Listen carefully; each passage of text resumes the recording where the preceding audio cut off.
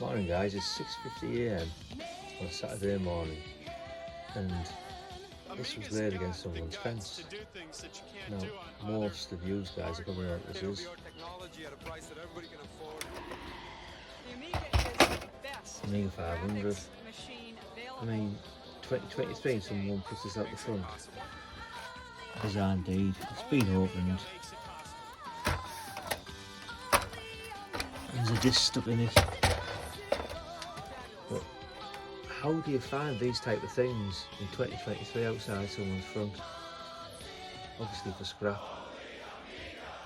But yeah, I got the colours on it. Anyway guys, thanks for looking. We'll catch you in the next one.